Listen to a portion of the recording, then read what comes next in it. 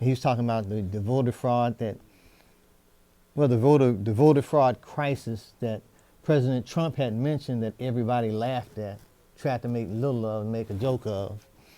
But based on my encounter with Laura, as well as what the president said and what I knew anyway, I believe there's much more to it than they really would care to say.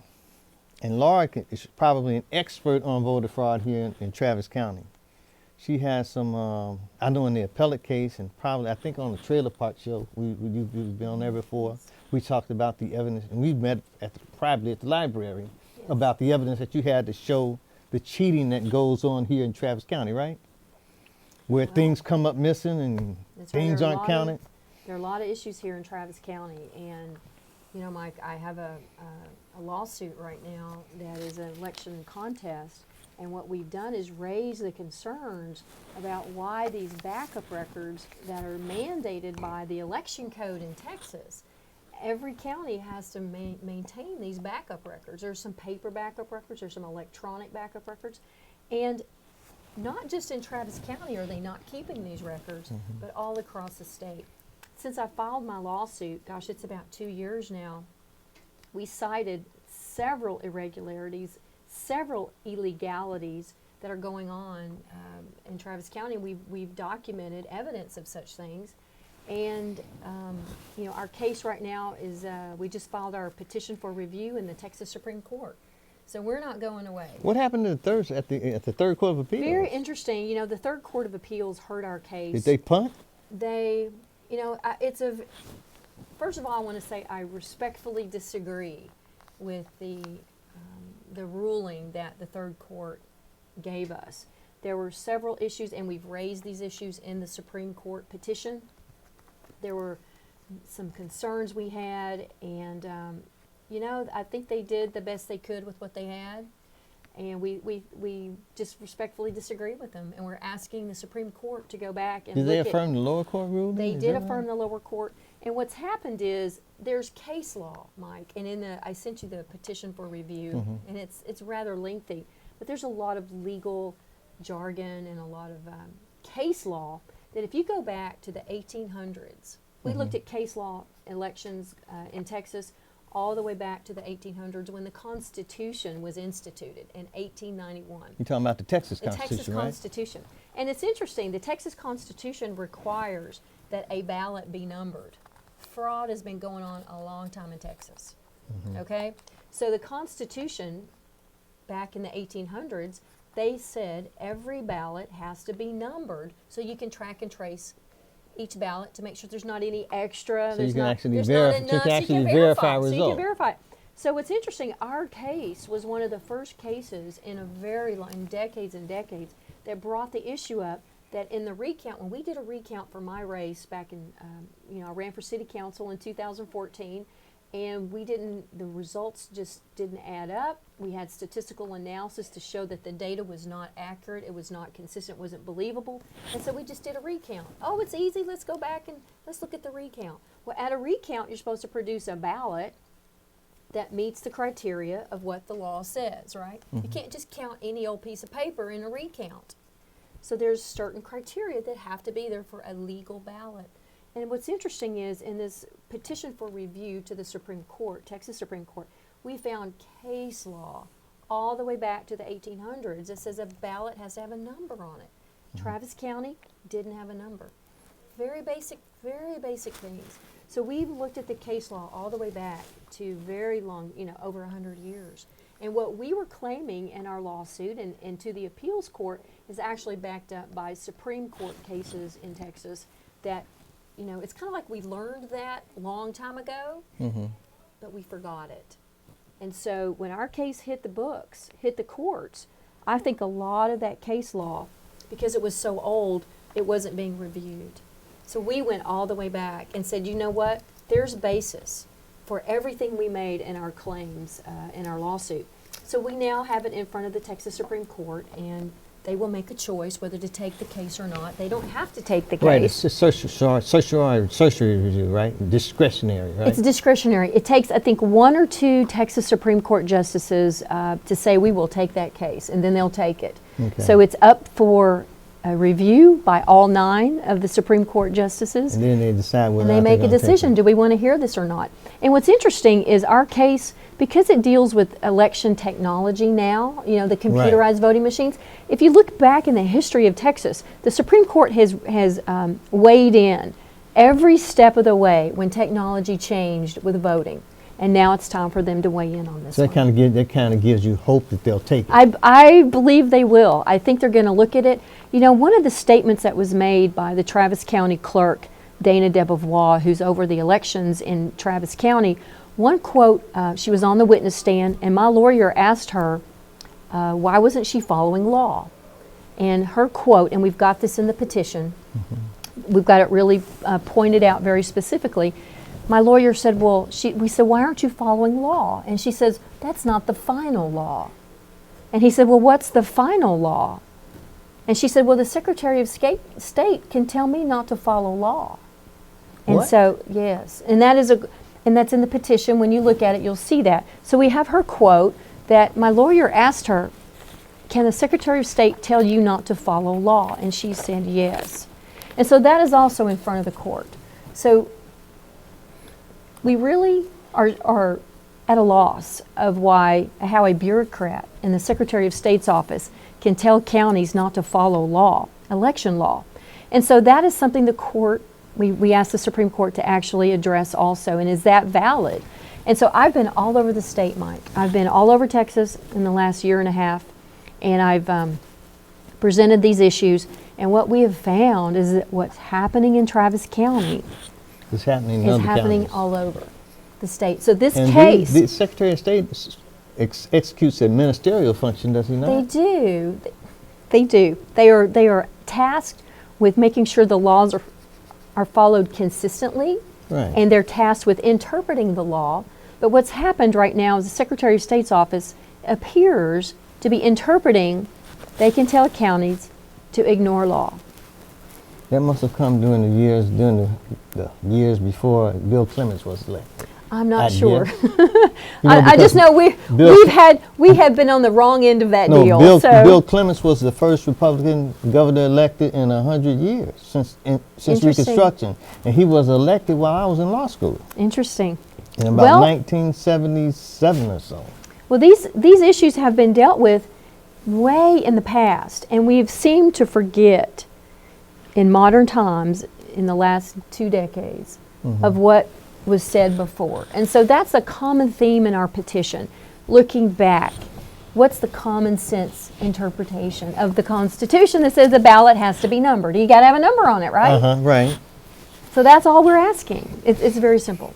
So that's kind of in a nutshell. It's kind of strange because when I met you, you were arguing in the appellate court, and I thought you were a lawyer, and I was thinking to myself about what happened in law school. Let me clarify.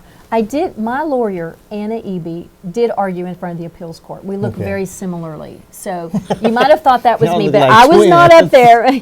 She's a young woman. She's very talented, and she did a fabulous job. Yes, you did. So maybe you're getting us confused, but it could be. yeah. But She did good.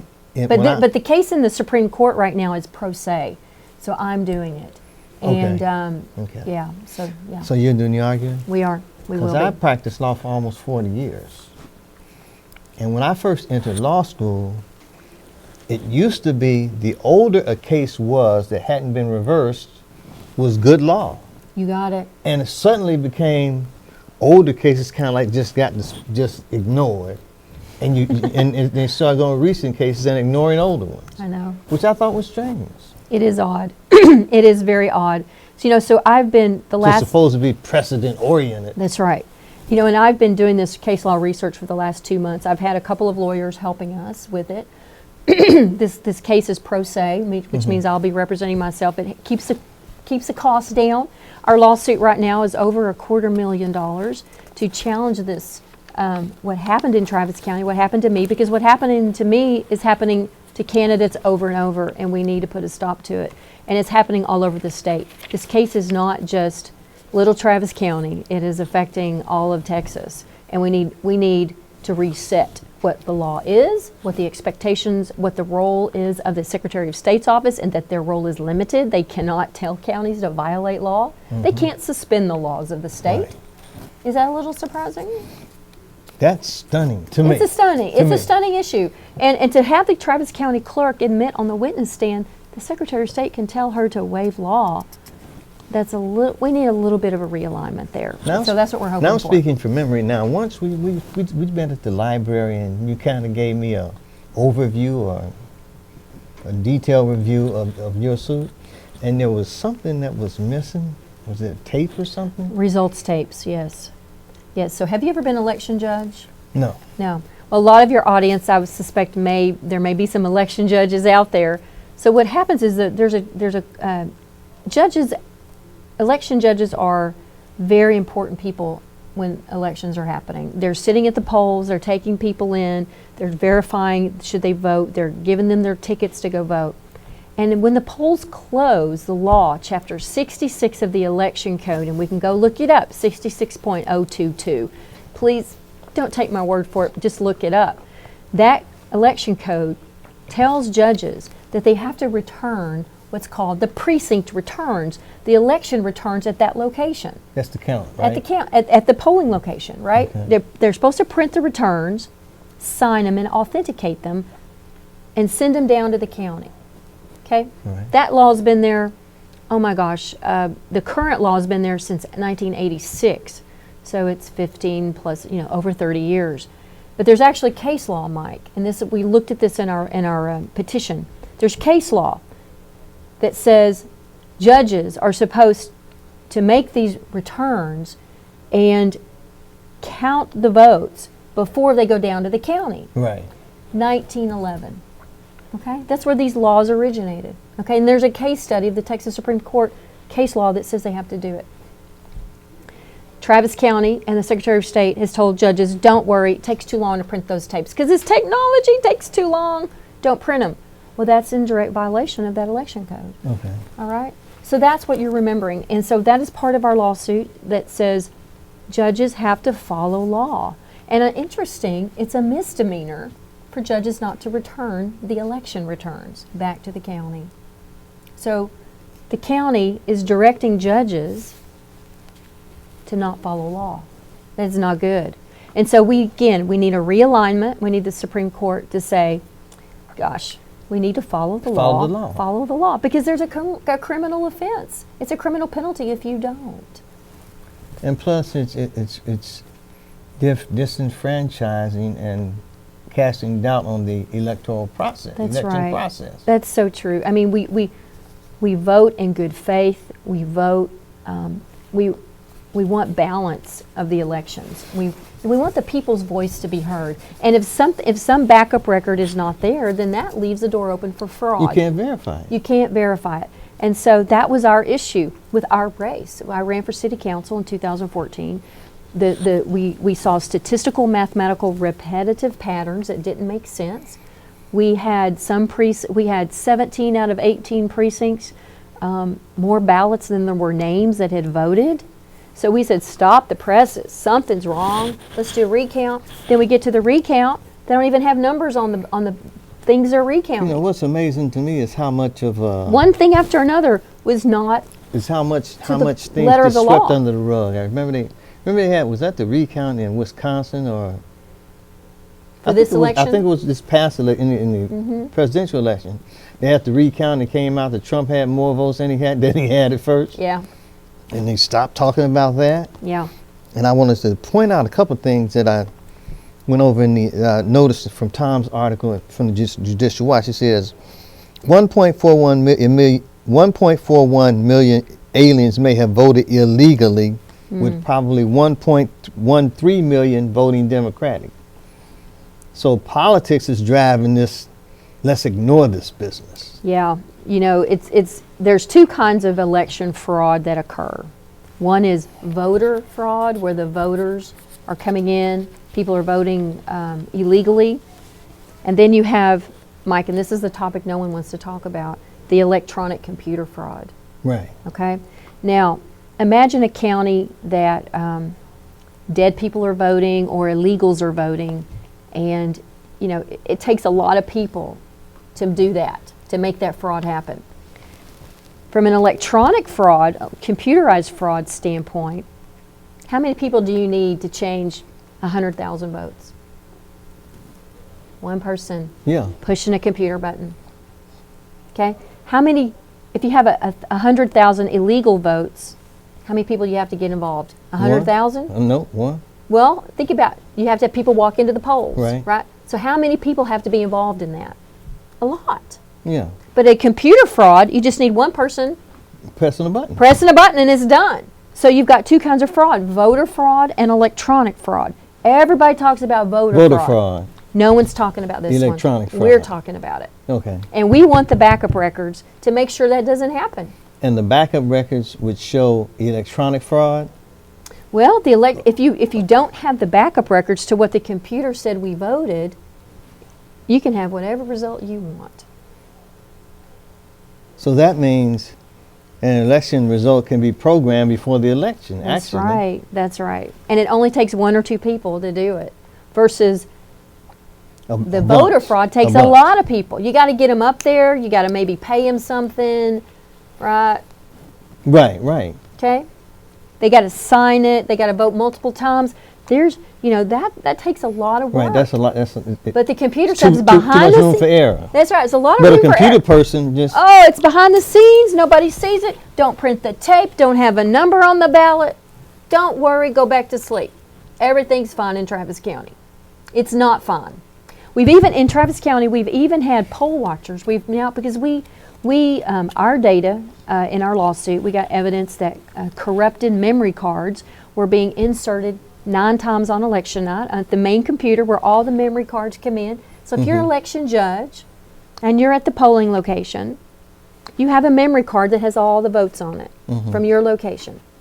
So if you want to hack an election, you don't want to be at the precinct. It's too many people watching. Right. You can just you want to be at the main computer where all the cards are coming to you. Okay? So what we found, we got the audit log, computerized audit log of the main computer on election night in Travis County. And oh my gosh, we saw corruption errors. There were corrupted memory cards. They're being put in over and over and over on election night. And Travis County said, well, that's just like HEB when you put your credit card in the machine. You just put it in again. We just put it in again. No, these are votes. This is different. Right. Because I get a receipt when my credit card, right? Credit card. Well, do you get a receipt when you vote? No. No, you get no receipt. And nothing's printed, right? So these memory cards, these corrupt cards are going in over and over again on election night. And it only takes one person to do that. We have a problem with that. Because I tell you what, they say, well, no fraud can happen on these computers because they're not connected to the internet. Okay? You don't have to be connected to the internet. You just got to have a program on that card that goes in the main computer and you can change all the votes. But they won't talk about the Russians. And the Russians. You don't need the Russians. You don't need an internet connection. All you need is access to a memory card and put it in. And what's interesting, we've had poll watchers, Mike, at Travis County. We had them at the primary in 2016. We had them at the general election in 2016. They would not let the poll watchers into the main computer room and watch everything they did. That's their job. That's their job. And they would not let people witness it. So, what are they hiding? What are they hiding? And apparently, this is going on all over the state. So we have Dallas County, San Antonio, Austin, You talking about Bexar County? Bexar County, Dallas County, Austin. Harris County actually is doing a pretty good job. Oh, yeah. I have to say. Harris is doing a pretty decent job. But Dallas, San Antonio, and Austin would not let the poll watchers in to watch that main computer and watch everything that happened on that main computer. So you wonder, what are they hiding? Because that's the vulnerability for election fraud, and no one's talking about it. Okay. Okay, Yeah. so the voter fraud deals with People. the people. That's right. The electronic fraud deals with The computerized portion of it. the people who, the computerized portion, but the person or persons who actually have access to their computer stuff. That's right. That's right. And you know, and we did have some poll watchers at the main office in Travis County, and what they saw was amazing. These memory cards were all over the place, strewn about. Anyone could take one, put it in their pocket, and no one would notice. And bring it back in and insert it into the flow of normal cards. Uh-huh. That's the issue. The security protocols are just Non-existent? are just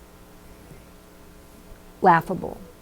Mm-hmm. Laughable. And we have signed affidavits from poll watchers that that document this. It's not just me saying it. Mm-hmm. I was not the watcher, but we've got signed affidavits, notarized affidavits from poll watchers that document this. About these irregularities? About these irregularities. The cards are all over the place. So what the court do? Of course, do just ignore it or what? Well, it's interesting. I think this topic is very technical, and it's hard for people who are not computer savvy to really get their hands around it. So this is one of the reasons in our petition to the Supreme Court, we made analogies of what's happening today and the rules that are being broken today, and an analogy to days of old, kind of a direct mapping. So people could today, we think technology is really great, but you know what? The laws have basis in the history of our state. Right. And so we've tried to bridge that. And that's why I think this petition is very powerful. It shows you know, why these things were important, why they were put in place. We can't just because we think everything's great and computers are okay, go back to sleep. We have a history in the state of preventing election fraud, and we're not honoring those laws. We're not. Well, I'm anxious to read the petition actually because I want your feedback on it. I want to hear what you thinking, say, because we've got case law after case law after case law. you on know, when this. as I've observed things in the legal field over the years, I've had certain views and perspectives about cases. When I was in law school, the trial of the century was Patty Hearst's trial, Oh yes, where F. Lee Bailey I remember let that. Patty I was a Hearst kid. Yeah. Hearst take the stand and took the Fifth Amendment 42 times. Yeah. And in that, I was in law school, and I said, that case is gone. You can't have your client take the stand and take the Fifth Amendment 42 times and win. Yeah. That's not going to happen. Yeah. But then There's some credibility issues. But then that Yeah. that same F. Lee Bailey came back in O.J.'s case and established that Mark Furman was a liar and helped Johnny Cochran win that case. So he kind of redeemed himself. I kind of had like two bookend cases That's interesting. That's in my life, interesting, but it was the same law. He used the word, he niggered O.J. to freedom. Because that was the lie he caught Mark Furman in. He said he never used the word nigger. Which, yeah. you know, I don't say N-word. I'm not politically correct. I'm just not made that Yeah. way. I just So they go made ahead. it emotional. Yeah. They made it emotional instead Yeah. of based on the merits. But the same guy Yeah. that played the N-word and got O.J. off had Patty Hearst take the Fifth Amendment 42 times. I think that's fair. Maybe he learned. Yeah. Yeah. Yeah. But, and then I was listening to your case at the appeals court, I said, and when I looked at O.J.'s case, in my view, that case was lost at DNA. Deoxyribonucleic acid. That's too much for people to digest and absorb. I know. If the prosecutors had just said blood here, blood here, blood, blood, blood, change it from DNA to blood, people can Yeah. kind of have that in their mind. Yeah. And in your case, I was thinking, That's a good point. how can you make that something easy for someone to Simpler, grasp. simpler. I agree. Because our case was very technical because it's computer technology. It's very heavy on the statutes because some cases you've got a couple of statutes. Our case, Mike, was many election code statutes that were being violated, and you have to raise these. You have to raise each one. Or you So, don't. You have to raise them. you know, You have to raise them early. You gotta raise or them you early. can't raise them late. That's right. So we raised everything in the trial court, and then we raised the similar ones in the appeals court. But now in the Supreme Court, You got we to narrow it down. narrowed. You got to narrow it We down. narrowed to 3 of the biggest issues. They want to answer about 3 questions. That's right. And so we had 3 sections. One was the Constitution, says you got to have a number. One was some criminal violations, and one was the third one was the sanctions. We were sanctioned over $100,000 for bringing this lawsuit. They're still hanging around? Oh, they're hanging around. And I'll tell you what, there's not one candidate across the state of Texas that's ever had these sanctions upheld. Okay, we're the first. We're the first in the state. The And appeals court upheld that? Yes. The sanctions? Yes, yes. And it's the first in the state. And there's case law of other candidates that have had this happen to them, and it was overruled by other appeals courts. Okay? Our appeals court hung on to them. And that's the third thing we're asking the court to look at. The impact this is going to have on candidates across the state. Because what it was said in our courtroom, it was said that they wanted the sanctions to be such a high number that no candidate would ever raise it again. challenge They these wanted- electronic voting machines again, ever. They wanted to have a chilling effect. But Wanted that's a chilling we call effect. it in law. That's exactly what they said. Yeah, I know. And prevent any candidate from Right. bringing this again. And we're like, you can't, you've just now shut down. They're trying to money it out. Yes. To be simple about it. That's a good. I mean, that's just Yeah. the truth. Our case right now, Mike, is about 300,000 so far. And so, Yeah, I know you. so it's a big amount. And I go around the state talking to different counties and informing and educating counties on what's going on because they didn't know this was happening. They don't have the background to understand the computer stuff, so we kind of narrow it and help them. We educate them. Yeah, you have to. And they help us with donations to keep this moving because they know what this means. If this holds, we're in big trouble. Right. Yeah. I was wondering the chances of when I glanced at what Tom had sent me in the latest newsletter. He's talking about voter fraud. You're talking about something a little different. Yeah. I was wondering about what would be the probability of their getting involved in something like what you're doing. Well, Because they're what- watching us. I was They've just told me. wondering. They've told me. I've talked to them. They're watching our case. There's a lot of groups around the state watching our case. There's election lawyers watching it because of the precedents this is going to set. And we've had multiple lawyers from all over the state help us and encourage us and give us contributions to keep moving forward because this is not cheap. You know that. Oh, I know that. It's not cheap, but we're not letting go. We want to see this through. Whatever the Supreme Court does, it's going to be what it is, and we'll deal with that going forward. Yeah, I feel like from a legal, practical standpoint, what concerns me is that, some jurists may take the position, oh, she's just bawling about an election that she lost for city council. Yeah. And I know We've heard it's that. bigger than that. We've It's bigger heard than that one. Yeah. But you haven't heard that from the black robes. No. That's what they say that you don't hear, Yeah. probably. Yeah. So this is, when they're looking at our case, they know what they see. They know there's a problem. So I just pray for their courage, and I want to ask your audience to pray for us. I was Pray hoping, for I the was hoping, case. I was hoping that the third court of appeals might come through. I know. Because I know there's one guy up there who has his head screwed on straight, at least one. But Well, to me, at district I'm court, with you. At district court level, you had no shot whatsoever. District court was rough. It was rough, and again, we disagree. I respectfully disagree with the trial court. We respectfully disagree with the appeals court, and it's interesting looking at. I had somebody tell me this yesterday that the appeals court did us a favor.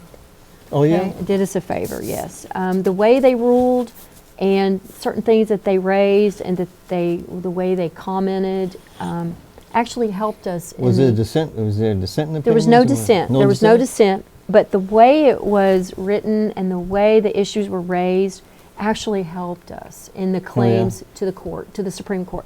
So, you know, I feel like this is a We kind of gave you a roadmap, so to speak. a little bit. So there's, That's what you know, it's kind of like a hall pass. people. you know? It's kind of like the people in my Yeah. profession might say. You kind of have to read between the lines and take the gifts that come. And Yeah. I do believe that we're, you know, this is a difficult thing we're going through, and it's expensive.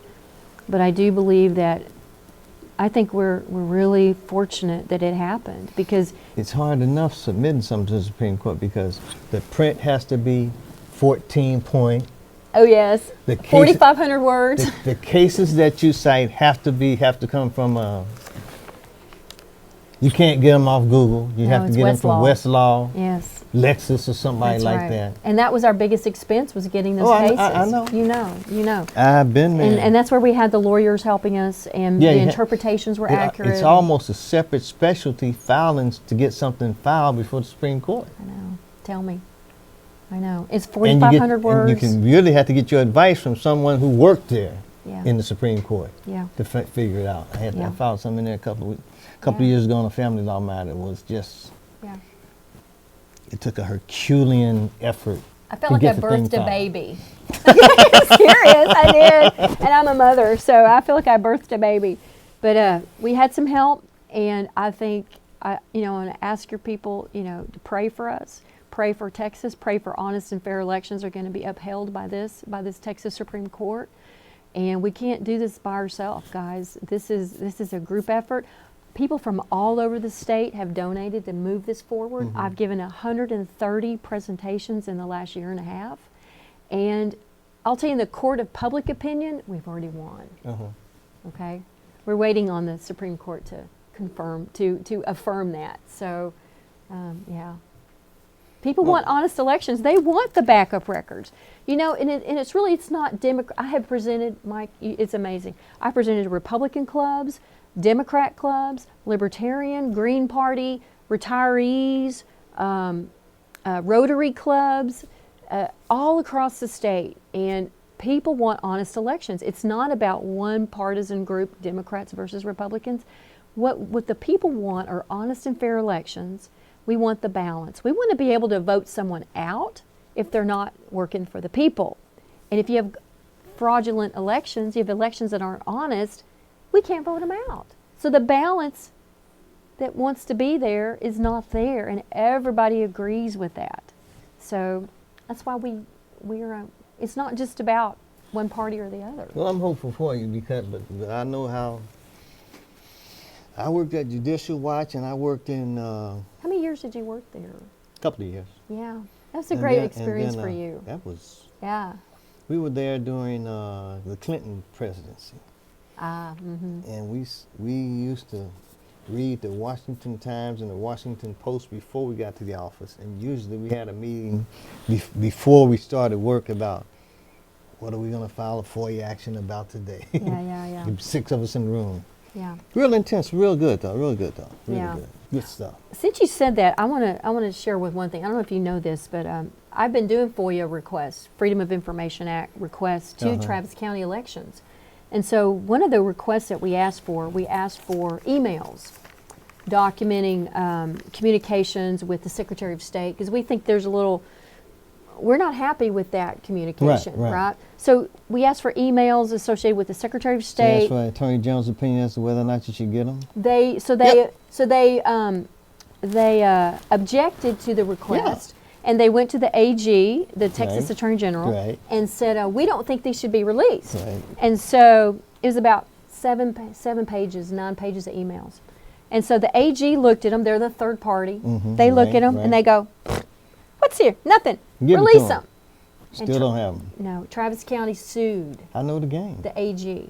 So we're in a lawsuit now. I know the game. And I'm going to tell you what they said in their petition about these emails, that if they release these... Fishing expedition. No, it was worse. It was worse. They said, if we release these emails, a terrorist could hack Travis County elections. That was in their petition. Well, I thought they were all integrity here. I thought they said everything's fine. Laura Pressley doesn't know what she's talking about. You can't speak out both sides of your mouth. Before it's all over, it'll be the Russians. It's yeah. Watch and see. So they won't I can release. see this They one. won't release the emails because a terrorist could hack the elections in Travis County. Well, we're only 9 emails away from hacked elections in Travis County. That's a problem. That's something that's Let's simple. close that That's loop. something that simple protective order could address. Well, I suspect that's going to end up at the appeals court too. Well, see, what they want to So- do is engage in a lot of satellite litigation to delay it yeah. and tire you out and money you out. That's the Well, game. the thing about this suit right now, this information request suit, they're suing the AG. I'm not paying for that one. Isn't that nice? They're suing the AG because the AG said it should be released. That's right. And the Yeah, AG they- said release them. Okay? So I'm not even paying for that one, which is good. So I've requested to be an intervener Oh, in you that know one. what? Isn't that interesting? At the Texas Asian Republican Assembly, we had the Attorney General was there last week. Mm-hmm. Yeah, Ken Paxton. Yeah, he was there last week. Yeah. I could ask him about that one. I didn't know about that one yet. Yeah, so the Public Information Division of the AG, they've got Mhm. different divisions. They are digging their heels in. They said these should be released, and they're going head to head with Travis County. I can see the Supreme Court trying to wait to see what happens with that before they rule on yours. Well, it's not related. They're not related. The emails that I requested were 2 years after our election, Well, yeah. so they're not even time overlapping. Okay. Yeah, I asked for 2016 emails. My election was 2014. Right. But there's something in those emails they don't want out. There's something. It's something in those emails that may corroborate what it is you're saying. It could be. That's what I think. That's what That's what I'm thinking too. So whatever. That would be my That's prognostication. pretty smart of you. I'm just a guy. Your experience with this, you know the Yeah, game. I've been. It's a game. I've been in it for. It's a game, and we're the pawns. The voters are the pawns. All we want are honest and fair elections. We want memory cards not to be strewn about. We want poll watchers to be able to go in and watch everything they're doing because we're allowed We want to. protocols We want in backup place. records. We want the ballots to be numbered when they do a recount. This is the law. It's the very most basic components of honest elections. I wonder what my strict constructionist friends would do with that. So you can forward my petition out to your people. Feel free. We like all kinds of feedback. I don't know who. Let's see. The lead lawyer when I was at Judicial Watch was Paul Orphanides. I don't think Paul is still there. I would send him Well- something like this. I send him something like this to say, "Take your Anacin, enjoy your headache." That's a Well- joke. That's a joke to us. Is it? That's us who. There were a team of us who worked. We did an impeachment report on Bill Clinton that took I forget how many pages it was, but we were at work for 36 consecutive hours. Wow. Wow. They shipped Yeah, in. he gave y'all a run for your money, didn't he? Oh yeah, we had cases against Yeah. all the Clinton lawyers. All of with a little memory strain, I could probably name a few of them. But Did you deal with it's- Ken it's Starr at all DC back then? Not Ken Starr. Yeah. They're defense attorneys. Yeah. The people who are defending Bill now. Yeah. Some big name people. Well, I'll tell you one thing. This legal stuff is difficult. I have an immense amount of respect for lawyers that really I had not experienced the stress and the responsibility. Because we've had these donors. These donors will help us with contributions so we can pursue this. And actually, there's more sanctions. If we, go into the Supreme Court, they've said we're going to have another $45,000 in sanctions if we are unsuccessful. So that's a big stress, right? So we have donors who are helping us, and to have all of that, those supporters, and then the stress of putting the petition together, Right. making sure it's correct, and that everything is done well. I've felt for a moment the stress that lawyers are under. It's huge because you have people coming to you for help, and it's a lot of responsibility to have that on your shoulders. So I admire you. I do. It's work. It's very challenging, and it's amazing. My take on it is, it better be fun. It's not worth doing if it's not. If it's not fun. You really have to like It's true. fighting. I mean, Yeah. fighting, it has Well, you're to fighting be, for the people. It has to be in your nature. You know, you're fighting for your people. You're there to restore justice. I mean, that's my whole reason for pursuing this. We want justice served, and it's not been served yet, in my opinion. Well, it's so bad because practicing law is hard. It is. It's hard. I can see that. I experienced it for just a moment. And I I did. always thought, I know when I was in college and things like that, for 2 minutes I was conflicted between law school and med school. And I came to realize that in med school we have answers. In law school there's no answer. I There's no answer. understand. You Yeah. take a position and you support your position. Yeah. And Yeah. the evaluation of what you do is totally subjective. Yeah. It's true. So I learned to study before I got to law school. I learned to study as a professor and not just the material.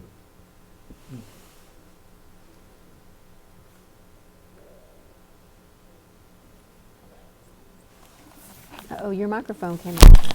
There we go. Yeah, I learned to study. I learned to study the professor, not just the material. I learned to try to pick up tips on whatever the professor's bias might be, Yeah. because Yeah. We're all and human. We're human. I sometimes had to write to the professor's biases.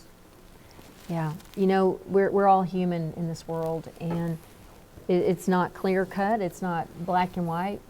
It's there's gray in there, and Well, yeah. it's just that the work is so hard and so challenging. It's really It is. It's It is. really hard on the brain.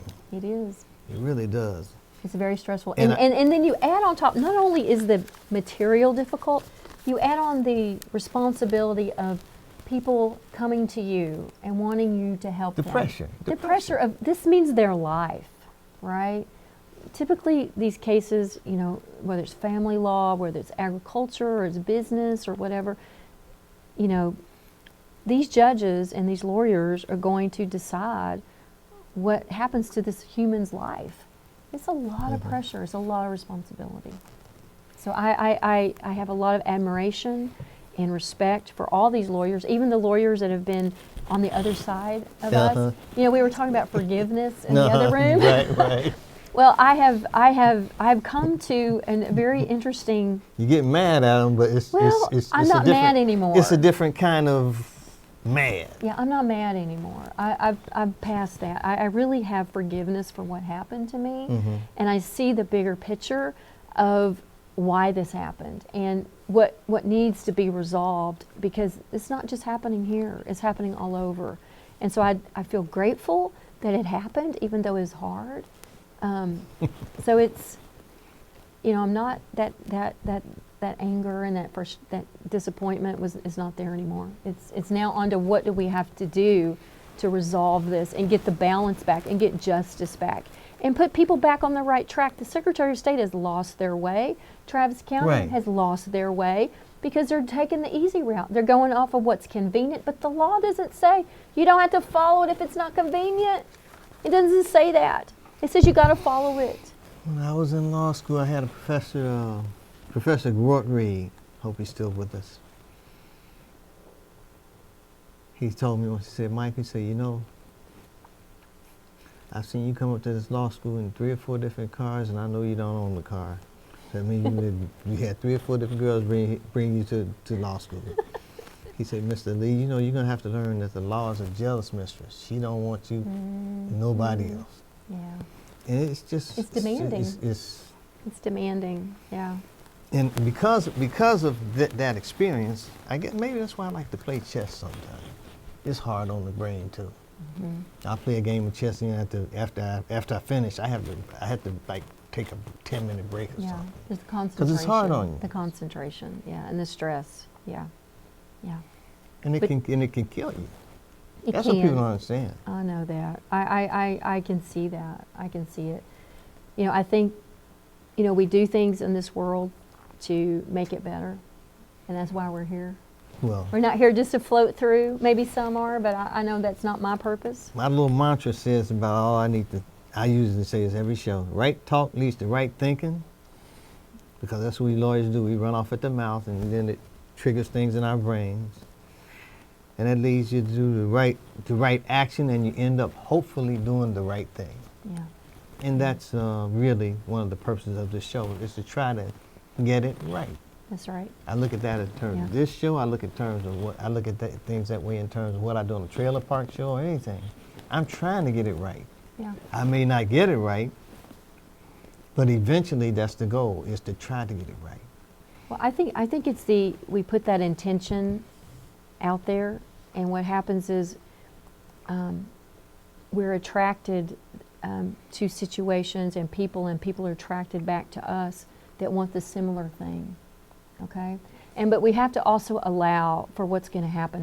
But who knows what step I'm in right this minute? What will happen 20 years from now? My case. What will that help someone else? Because I'll tell you one thing, Mike. It was really amazing, going back to all these cases in the 1800s where things had already been decided about. But so you got that record that you've established. That Yes. somebody else can use. That's right. And those cases from 1911, from 1891, 1893 was a case we had. Did they publish the opinion at the appellate court? Is that a published opinion? There's both. Both? Okay. There's both cases, so both types. So we had, we were looking at case law all the way back, and I felt this connection to these older cases, that they were there to help us because they Right. narrowed it for us. And there was a case in 2011, the NAACP had brought a case against the Secretary of State in 2011 on these electronic voting machines. And they said these machines are unconstitutional because they can't number a ballot. And the Secretary of State told the Supreme Court, it can number a ballot. So they wrote this in this, they wrote this in the case. Who said that? The county clerk said that, or No, Secretary of State said that? the Secretary of State told the Supreme Court in this NAACP case. The NAACP in 2011 was in front of the Supreme Court, and the NAACP was saying, these voting machines, we don't like them because they're too fraudulent, they don't have a number on the ballot, and the Secretary of State wrote a brief to the Supreme Court and said, it does number a ballot. Well, the Supreme Court wrote this in their decision. And you know what's interesting? The So now they NAACP, had to come back and look at that again. there it is, right there. Where is the number? In their Because own- in their own Travis County mouth. doesn't have it, Coming out of their own mouths. coming out of their own so mouth, So to speak. so to speak. So, the NAACP, did not get what they wanted, but they're helping us. Right. And so we have to look at our case is going to help someone else too, because there's that connection. Right. All right. And It's a very and interesting and from thing. what you tell me, your case seems to have a historical summary of We what's do. been going on. That's right. That's right. It's From like- it's- 1800s to Right, it's 2011. like laying train tracks. Yes, it was laying the train tracks. It was. And we're just referring to those train tracks that were there before us. And we're going to be here for people later. So I think, that's why we're here on this earth. We're here to make it better for the next generation. And some law clerk is having and we're a grateful for headache the people right now. that came before us. So, yeah. Well, they're our ancestors, and Yeah. we should learn from them. I'm That's not right. sure that that's always taking place in all the arenas that it needs to, because we leave a lot of good stuff behind. People Yeah. think that something old is not good. Oh, it gives you the framework for why we do what we do. Sometimes we're forgotten. We think technology is great, but I believe in a lot of cases, technology has aborted our connection with each other. Well, we forget. I think we forget that It has. technology was made by imperfect humans. And technology is not perfect, though we expect it to. We hit that button and we want to see the answer right there. Well, we're also, humans are not, we take the path of least resistance. When you need to take a resistive path so that you develop and that you become a better human being. We talked earlier about, the mantra of just be who you are. I believe you should be who you can be. Be the best you can be. Be the best you can be and be what you can be instead of just settling for who you are. You have to develop as a human being to move forward and to evolve and But you serve. I think we're here to serve. No doubt, and help others. That's right. That's what it's about. That's right. All these cases, they helped us to hear. Uh-huh. We're going to help going forward. We are. But you're going to need, I was really hopeful that something would happen at the appellate court. I know. We were disappointed. And you know, their ruling came out December 23rd. I was wondering about that. I meant to ask you about that when I saw you at the EC meeting. Man, it was 8 months, you know, after Yeah. all the petitions had been in, all the briefs had been in, and we did the oral argument in April. And so it was 8 months. So that was disappointing for us. But, you know, again, I think I look at it as a gift, and it's an opportunity. So, and we rose to it. Depending on how the opinion is written, I'd have to read the opinion and probably have to read the opinion. It's all in the brief. It's all It's in the brief? petition. I've got all the appendix in there. It's a 10 meg file. You have to say that appendix stuff. You know, it brings back nightmares. You know, because it has to be lined up a certain way. And Oh, I know. I know about that headache. Yeah. So I really would be grateful for you to read it and give me your feedback. Yeah. I'll be happy to accept. I got a lot of reading I got to do. I went to a seminar at UT today that was about how the private prison system may be offensive to the 13th Amendment. Now, the background for that argument is in the dissenting opinion of Presley versus Ferguson from 1896. So I got to read that. I value and figure out how my brain can handle that before I read that monstrosity. You know, it's interesting how those cases were written. It's an eloquent language in the 1800s and early 1900s. Their language was just eloquent. Isn't it beautiful? So I had to go through that. Well, you know, it's just gorgeous. Well, it had to be eloquent when the judge's name is Learned Hand. You know, I think about this hand just out there just writing. Yeah. Learned Hand. Yeah. I enjoy reading those because you have to read them slower because it's not in the diction that we use. It's not in human language. Well, it's an older language a little bit. It's English, but it's eloquent. It's beautiful. It really is beautiful. It's its own prose, so to speak. It is its own prose. It is. Well, I'm so grateful you had me on, and this topic is not easy. It's complicated, and it can be boring. It can be boring, but I'll tell you one thing: if we don't have honest and fair elections in our county and in our state and in our city, then what do we have? Well, it's easy. What do we have? It's not. I'm not saying it's easy. If we follow the rules, if the rules are followed, things are not half as challenging and difficult as they seem. Well, you know, voters have to follow rules. We have to register. We have to present ID. There's all these rules that voters have to follow to have their vote counted. Why is it that these elected officials and these election workers don't have to follow any law? Is that a disparity? I want the laws to be followed by everybody because if we're expected to, so are they. Yeah. So no one is immune to the law. Nobody. And when that starts happening, we don't have a system of justice, and we have to correct it. We have to address it. You know, when there's something that comes to mind in law related matters to me all the time. It says we are a nation of laws, not men.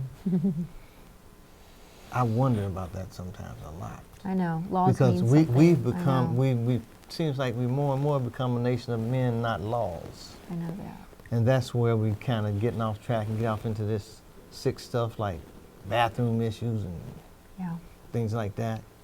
So the question is, Mike, do we sit back and do we be a victim to that?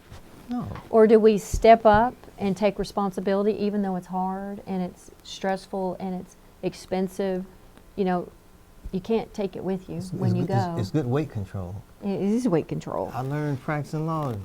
Trying a good murder cases is worth about 10 lost pounds, 8 to 10 lost pounds. That's right. That's right. And I'm not I talking didn't about eat very much while I was writing Nope. this stuff. I'm telling you. Oh no. So I got to experience that, and I have so much respect for lawyers. It's just incredible. But if we, you know, we have to, as human beings, you know, we always think someone else is going to take care of it. But you know, when I ran for city council and the numbers didn't make sense, and I wanted to do a recount, and I read the election code that anybody can read because it's plain language. And when it doesn't, things don't add up, what do? Do you be a victim and step back, or do you take responsibility and step up? So we decided to step up, and I'm here to help any candidate in the state or any county or any Republican precinct chair or county chair or Democrat precinct chair or Democrat county chair, whoever, to make sure that the elections in Texas are lawful. That's our mission. The hard part in your case, as I see it, is what's the remedy? Oh, it's easy. It's easy. Let me tell you. What? The ballots have to have numbers on them.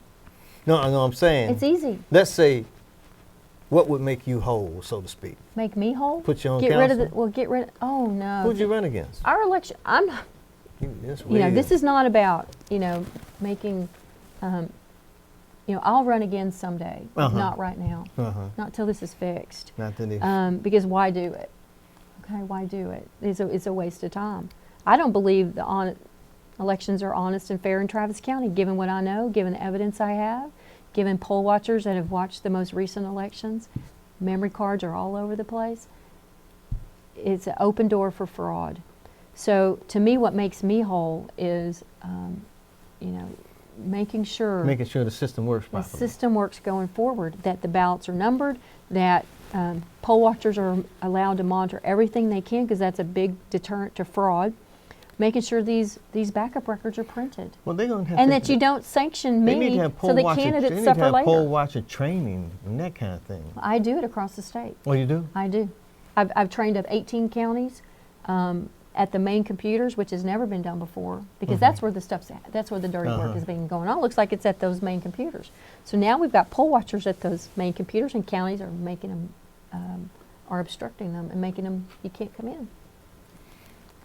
So, I'm here to help, and anybody that wants to have me come do a presentation or you have a website? Training, I do. It's PresleyForAustin.com, and you can contact me through there.